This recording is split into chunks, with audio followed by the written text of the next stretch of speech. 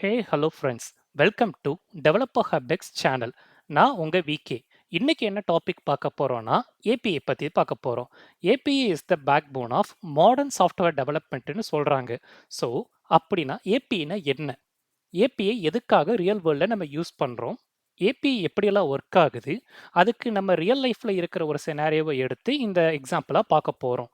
ஒரு request and response பேசிக்காக எந்த மாதிரி ஸ்ட்ரக்சரில் இருக்கும் அப்படின்ற எக்ஸாம்பிளையும் இந்த வீடியோவில் நம்ம பார்க்க போகிறோம். அதோட ஏபிஐ ஏன் இம்பார்ட்டண்ட், ஒரு ப்ரோக்ராமிங் லாங்குவேஜுக்கு ஏபிஐயோட இம்பார்ட்டன்ஸ் என்ன அப்படின்றதையும், செக்யூரிட்டி ரீசனில் எப்படி ஒரு டேட்டா ப்ரீச் ஆகாமல் செக்யூர்டாக இந்த ஏபிஐ இருக்குது, சேஃபஸ்ட் வேவாக ரெக்வெஸ்ட் அண்ட் ரெஸ்பான்ஸை ஹேண்டில் பண்ணுன்றதையும் இந்த வீடியோவில் நம்ம பார்க்க போகிறோம். So let's get into the video. Day to day நம்ம நிறைய அப்ளிகேஷன் தென் சர்வீசஸ் யூஸ் பண்ணுறோம். Whether we realise or not, API தான் இதுக்கு பின்னாடி ஹியூஜ் ரோல் பெர்ஃபார்ம் பண்ணிக்கிட்டு இருக்கு. இப்போ ஒரு எக்ஸாம்பிளுக்கு இந்த person Swiggy, Google Pay, Netflix, Uber இந்த மாதிரி அப்ளிகேஷன்ஸ் எல்லாமே தன்னோட மொபைல் டிவைசஸ்லேருந்து ஈஸியாக அக்சஸ் பண்ணிக்க முடியும். எப்படி அக்சஸ் பண்ணுறாங்க? தாங்கிட்ட இருந்து ஒரு ரெக்வெஸ்ட் அந்த அப்ளிகேஷனுக்கு போகுது, அந்த அப்ளிகேஷன்லேருந்து ரெஸ்பாண்ட் பேக் யூசர் கிட்ட வருது.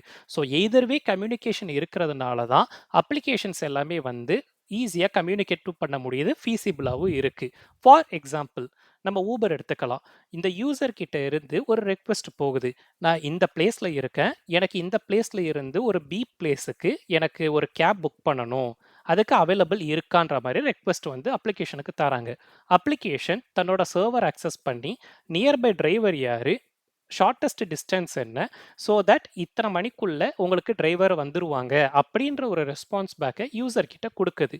ஸோ இதுதான் எல்லா அப்ளிகேஷனுக்குமே எதிர்வே கம்யூனிகேஷன் யூஸ் ஆக ஏபிஐ ஹெல்ப் பண்ணிக்கிட்டு இருக்கு. ஸோ இவ்வளோ எய்தர்வே கம்யூனிகேஷன் இருந்தால் ஃபர்ஸ்ட் ஏபிஐனா என்ன, வாட் இஸ் ஏபிஐ, அதை நம்ம எப்படியெல்லாம் யூஸ் பண்ணுறோம்? ஏபிஐனா application programming interface. Software systems either way communicate பண்ணுறதுக்காக இதை நம்ம யூஸ் பண்ணுறோம். ஃபார் எக்ஸாம்பிள், யூசர் எண்டில் இருந்து மொபைலாக இருக்கலாம், லேப்பாக இருக்கலாம், டேபாக இருக்கலாம், இந்த மாதிரி என்ன டிவைசஸாக இருந்தாலுமேவும் நம்மளால் ரெக்வெஸ்ட் பண்ண முடியும். ஏபிஐ அதை ரிசீவ் பண்ணி சர்வர் எண்டுக்கு அந்த ரெக்வெஸ்ட்டை பாஸ் பண்ணுது. ஃபார் எக்ஸாம்பிள், ஒரு ஸ்விக்கியில் நம்ம ஃபுட் ஆர்டர் போடுறோம். ஆர்டர் பிளேஸ் பண்ணுறதுக்கு எனக்கு இந்த ஹோட்டலில் இந்த ஃபுட்டு வேணும்னு சொல்லி நம்ம பிளேஸ் பண்ணுறோம். அது ஏபிஐ ரிசீவ் பண்ணி ரெக்வஸ்ட் படியை சர்வருக்கு அனுப்பிடுது.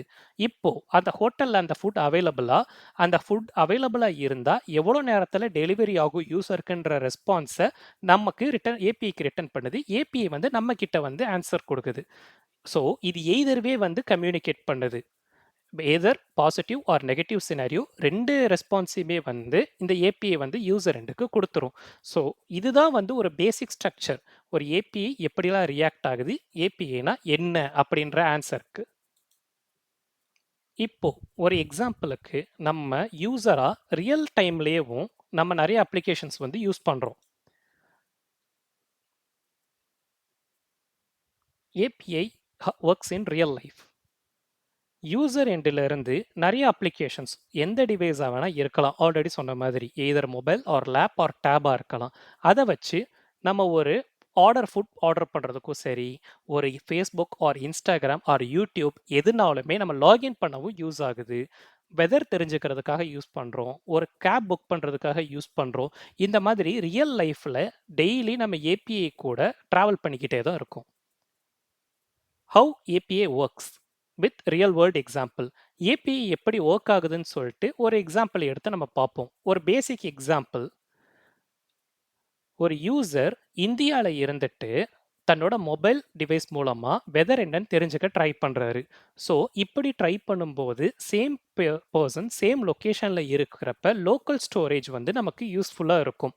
இந்தியாவில் கரண்ட்டாக இப்போ ரெய்னி சீசனாக இருக்குது, 25 டிகிரி இருக்குது, இந்த மாதிரி டீட்டெயில்ஸ் எல்லாமே நமக்கு லோக்கல் ஸ்டோரேஜ்லேருந்து கிடச்சிரும். ஆனால் இதே பர்சன் நியூயார்க்கில் இருக்கிற வெதரை தெரிஞ்சுக்க ட்ரை பண்ணுறாரு. இப்படி ட்ரை பண்ணுற சுச்சுவேஷனில் நமக்கு லோக்கல் ஸ்டோரேஜ் ஹெல்ப் பண்ணாது. அப்போ என்ன பண்ணும்? இப்போ தான் ஏபிஐயோட யூசேஜ் நமக்கு கிடைக்கிது. யூசர் நியூயார்க்குன்னு சொல்லி சர்ச் பண்ணும்போது ஏபிஐக்கு அந்த ரெக்வஸ்ட் பாடியாக போகுது. அந்த ரெக்வஸ்ட் பாடி நியூயார்க்கில் இருக்க சர்வர் கிட்டேருந்து ஆன்சர் ரிசீவ் பண்ணுது. இங்கே கரண்ட்டாக ஹியூமிடிட்டி இவ்வளோ இருக்குது, டெம்பரேச்சர் மினிமம் இவ்வளோ இருக்குது அப்படின்ற ஆன்சரை ஏபிஐ ரிசீவ் பண்ணிவிட்டு மொபைல் அப்ளிகேஷனுக்கு கொடுக்குது. த்ரூ த மொபைல் அப்ளிகேஷன் யூசருக்கு நியூயார்க்கில் என்ன இப்போ கரண்ட் வெதர்ன்றது தெரிஞ்சுக்க முடியுது. ஸோ இப்படி தான் வந்து ஒரு ரியல் வேர்ல்டு எக்ஸாம்பிளாக வந்து ஏபிஐ வந்து நமக்கு யூஸ்ஃபுல்லாக இருக்குது. தென் பேசிக்காக ஒரு ரெக்வஸ்ட் ரெஸ்பான்ஸ் பாடி எந்த மாதிரி இருக்கும்? Sample request and response. அதாவது ரெக்வஸ்ட்டை பேலோடுன்னு சொல்லலாம். நம்ம ரெக்வஸ்ட் பாடியில் query string பண்ணி நம்ம ஷேர் பண்ணுவோம். நமக்கு ரெஸ்பான்ஸ் பேக் ஆகிறதும் ஒரு ஜேசன் டேட்டாவா பேலோட நமக்கு வந்து ரிட்டர்ன் ஆகும். Request https api.weather.com weather question mark city equal to நியூயார்க்ன்ற ரெக்வஸ்ட்டை யூசர் எண்டிலிருந்து ஒரு டிவைஸ் மூலமாக நமக்கு கிடைக்கிது. ஸோ சிட்டி ஈக்குவல் டு நியூயார்க்ன்றது தான் இங்கே query string. சிட்டி வந்து இப்போ மும்பையாக இருக்கலாம், சென்னையாக இருக்கலாம், ஆர் நியூயார்க்காக இருக்கலாம். எந்த விதமாக இருந்தாலுமேவும் அதை ஒரு query stringல வாங்கி தான் ரெக்வஸ்ட் வந்து ஏபிஐக்கு ஃபார்ம் பண்ணுது. அதோட response back from New York server எந்த மாதிரி இருக்குது அப்படின்னா, வெதர் டெம்பரேச்சர் வந்து 15.7 இருக்குது, feels like 14.3, temperature minimum 14.1, humidity 82ன்ற டேட்டாவை நமக்கு ஒரு ஜேசன் ஃபார்மேட்டில் ரெஸ்பாண்ட் பேக் பண்ணியிருக்கு. இந்த மீடியேட்டராக நின்று நமக்கு ஃபுல்லாக ப்ராசஸ் பண்ணி கொடுக்கறது ஏபிஐயோட வேலை. ஸோ ஒரு ரெக்வஸ்ட் பாடி எப்படி இருக்கும், ஒரு ரெஸ்பான்ஸ் பாடி எப்படி இருக்குன்றது நமக்கு இப்போ தெரியுது. தென் ஒய் ஏபிஐ இம்பார்ட்டன்ட்? ஏபிஐ எந்தெந்த விஷயத்துக்கெல்லாம் நமக்கு இம்பார்ட்டண்ட்டாக இருக்குது? ஒரு ஏபிஐ 2 டிவைஸ்க்கு இடையில இப்போ கம்யூனிகேட் பண்ண வந்து நம்ம ட்ரை பண்ணுறோம். இது எதனாலலாம் இம்பார்ட்டன்ஸ்னு சொல்ல வராங்க அப்படின்னா, ஃபர்ஸ்ட் பாயிண்ட் இன்டர் ஆப்பரபிலிட்டி. இப்போ எனக்கு லெஃப்ட் சைடு இருக்கிற device built with Java, right சைடில் இருக்கிற டிவைஸ் பில்ட் வித் .NET. இந்த மாதிரி 2 டிஃபரெண்ட் டெக்னாலஜியில் இருக்கிற 2 டிவைஸை ஏபிஐ மூலமாக டேட்டாஸ் வந்து நான் ஷேர் பண்ணுறதுக்கு நான் வந்து அக்சஸ் பண்ண ட்ரை பண்ணுறேன். ஸோ இங்கே தான் இந்த இன்டர் ஆப்பரபிலிட்டின்ற ப்ராசஸ் வந்து நமக்கு ஹெல்ப்ஃபுல்லாக இருக்குது. எய்தர் எந்த டெக்னாலஜியில் பில்ட் பண்ணியிருந்தாலும் சரி, நான் ரெக்வஸ்ட் பாடியாக ஒன்று இந்த டிவைஸுக்கு நான் தரேன், எனக்கு ரெஸ்பான்ஸ் பாடியாக ஒன்று வேணும்.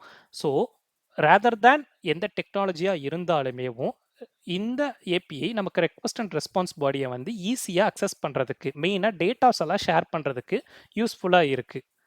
ரெண்டாவது பாயிண்ட் அப்ஸ்ட்ராக்ஷன். அப்ஸ்ட்ராக்ஷன்ற பேர்லேயே உங்களுக்கு மீனிங் தெரிஞ்சிருக்கும். எந்தவித காம்ப்ளெக்சிட்டி இருந்தாலும், எந்தவித ப்ராப்ளம் இருந்தாலும், எந்தவித எரர் இருந்தாலுமேவும் இந்த ரெக்வஸ்ட் அண்ட் ரெஸ்பான்ஸ் பாடி வந்து ரியாக்ட் பண்ணும், எய்தர் பாசிட்டிவ் ஆர் நெகட்டிவ் வே. இப்போ லெஃப்ட் சைடு இருக்க டிவைஸில் வந்து ஒரு பேமெண்ட் அப்ளிகேஷன்ற மாதிரி வச்சுக்கலாம், ரைட் சைடில் இருக்கிறது ஒரு பேமெண்ட் அப்ளிகேஷன். ஸோ காம்ப்ளெக்சிட்டி வந்து கொஞ்சம் அதிகம்.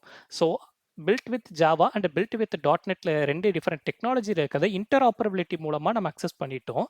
இப்போ அப்ஸ்ட்ரக்ஷன்ற மூலமாக ஒரு யூசர் பேமெண்ட்டை வந்து இப்போ ட்ரிகர் பண்ணுறாரு, எய்தர் ஒரு ₹1000 வந்து ஒரு ஃப்ரெண்டுக்கு ஷேர் பண்ணுறாருன்னு வச்சுப்போம். கூகுள் பேல போயிட்டு ₹1000 என்ட்ரு பண்ணி அவரோட பின் போட்டு ஷேர் கொடுத்தா அவர் அக்கௌண்ட்டில் போய் விழுந்துரும். இவ்வளோதான் ஒரு யூசர் எண்டுக்கு தெரியும். ஆனால் பேக் எண்டில் நிறைய காம்ப்ளிகேஷன் ப்ராசஸ் இருக்குது. இவர் எண்டில் இருந்து காசை மைனஸ் பண்ணணும், அவர் எண்டிலேருந்து காசை வந்து ப்ளஸ் பண்ணணும். இந்த மீடியன் கேப்பில் இந்த டிரான்சாக்ஷன் எங்கேயாவது ஃபெயில் ஆகிட்டாலும் டிரான்சாக்ஷன் ஃபெயிலுன்ற மெசேஜ் யூசருக்கு வரணும். அப்படின்றது தான் அப்ஸ்ட்ராக்ஷன்னு சொல்கிறோம். எய்தர் எந்த மாதிரி எரராக இருந்தாலும், எந்த மாதிரி காம்ப்ளிகேஷன்ஸாக இருந்தாலுமே வந்து யூசருக்கு இது தெரியப்படுத்தும். அதுதான் ஏபிஐயோட பெஸ்ட் ஒர்க்குன்னு சொல்கிறோம். அதனால தான் ஏபிஐ வந்து அப்ளிகேஷன்ஸ்க்கெல்லாம் இம்பார்ட்டன்ட்டுன்னு சொல்லி சொல்கிறோம். ஸோ இவ்வளோ இம்பார்ட்டண்ட்டான அப்ளிகேஷனுக்கு டேட்டா பிரீச் நடந்தால் எப்படி? செக்யூரிட்டி இன் ஏபிஐ. ஏபிஐ எப்பயுமே செக்யூரான ட்ரான்ஸ்ஃபரை தான் ப்ரிஃபர் பண்ணும். இப்போ இங்கே என்கிட்ட ஒரு அப்ளிகேஷன் அன்செக்யூர்டாக இருக்குது. பிகாஸ் ஏபிஐயில் சென்சிட்டிவ் டேட்டாஸ் லீக் ஆக சான்சஸ் அதிகமாக இருக்குது. ஸோ ஆத்தென்டிகேஷன் ஃபேக்டர் யூஸ் பண்ணி செக்யூராக டேட்டா ட்ரான்ஸ்ஃபர் பண்ணுறது எப்படின்றத நம்ம இங்கே பார்க்கலாம். First thing API keys. Second thing OAuthன்ற ஒரு ஃபேக்டரை நம்ம யூஸ் பண்ணுறோம். அண்ட் ரேட் லிமிட்டிங் அப்படின்ற ஒரு ஃபேக்டருமேவும் இந்த மாதிரி 3 டிஃபரெண்ட் ஃபேக்டர் செக்யூரிட்டி இன் ஏபிஐயில் நமக்கு யூஸ் ஆகுது.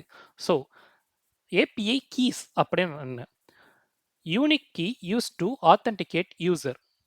ஒரு யூசர் நேம், ஒரு பாஸ்வேர்டு கொடுத்து ஒரு யூசருக்கு யூனிக்காக உங்களுக்கு ஒரு அப்ளிகேஷன் இருக்குது, அதை வச்சு நீங்கள் ஆக்சஸ் பண்ணிக்கலாம் இந்த ஏபிஐ அப்படின்னு சொல்லி நம்ம டைரெக்டாக தரது தான் இந்த ஏபிஐ கீஸோட value. For example user login ID, பாஸ்வேர்டை வந்து கொடுத்துட்டு நம்ம அந்த ஏபிஐ அக்சஸ் பண்ணுறதுக்கு கொடுத்தோம் அப்படின்னா நமக்கு ஏபிஐ வந்து அக்சஸ் ஆகும். Second way OAuth, grant access from the system. நமக்கு இப்போ பாஸ்வேர்டு நீட் இல்லை. இப்போ ஒரு குரூப் ஆஃப் ஆர்கனைசேஷனே அந்த வந்து ஏபிஐ அக்சஸ் பண்ண போகிறோம் அப்படின்னா அதுக்கு OAuth வந்து ஒரு அக்சஸ் வந்து நமக்கு கிராண்ட் பண்ணும். OAuthல வந்து இப்போ ஒரு கீ வந்து நமக்கு ஜென்ரேட் பண்ணி அந்த கீயை நம்ம யூஸ் பண்ணி நம்ம சிஸ்டம்ல இருந்து அக்சஸ் கொடுத்து பாஸ்வேர்டே இல்லாமல் அந்த ஏபிஐயை செக்யூராக நம்மளால் யூஸ் பண்ண முடியும். அடுத்து ரேட் லிமிட்டேஷன்.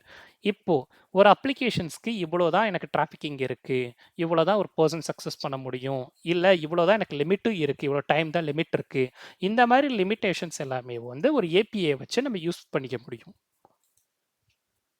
ஸோ இந்த மாதிரி கண்டென்ட்ஸ் 3 டிஃப்ரெண்ட் கண்டென்ட்ஸ் வந்து டேட்டா பிரீச் ஆகாமல் ஏபிஐயை செக்யூராக வச்சுக்கிறதுக்கு ஹெல்ப் பண்ணுது.